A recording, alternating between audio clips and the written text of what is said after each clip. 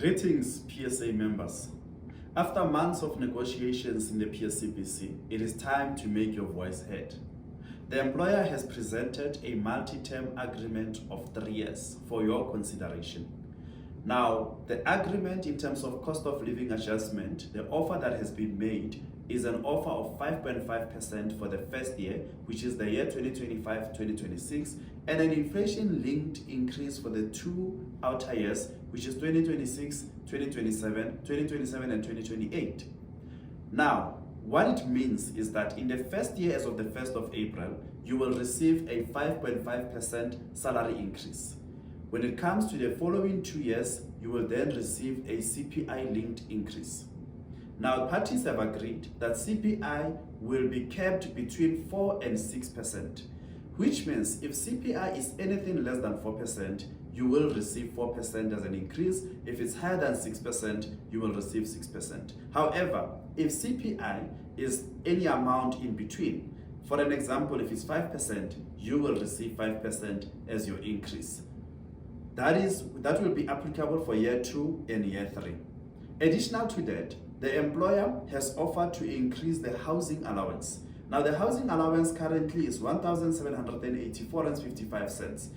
That will increase as of the 1st of April to 1,900 rands, and it will again increase by CPI in July 2025. So the housing allowance will increase twice in this year of 2025. The base in April to 1,900 and CPI in July 2025. On the housing allowance as well, the employer has agreed that we now can amend the provision that excludes members who resign or who are dismissed from the public service from benefiting or withdrawing their savings. As of the 1st of April, members who resign from the public service or who are dismissed will be able to withdraw their full savings that they were saved during the time they were in the public service. Additional to that, the employer has offered to increase the medical aid subsidy. The medical aid subsidy, which according to the agreement, increased by MPI each year.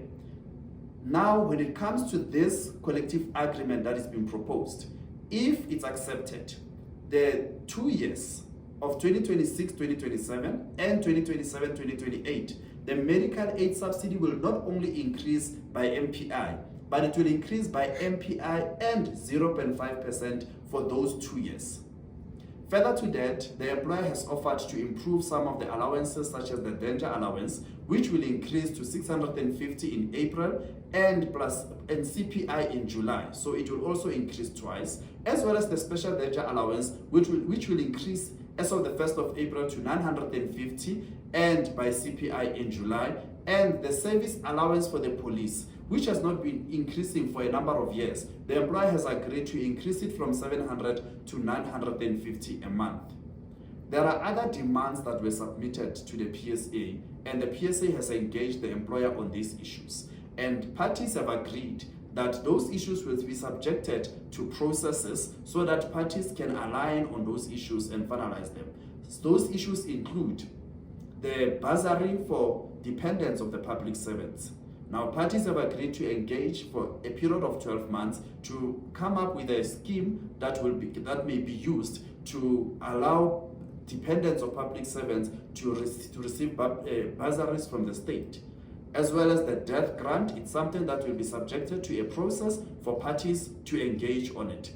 And also a comprehensive insurance that is there currently, parties will also engage on those matters. Now, those issues, parties will engage in this period of 2025 to finalize them. Members are encouraged to consider this offer and to vote and indicate to the PSA whether to accept or reject.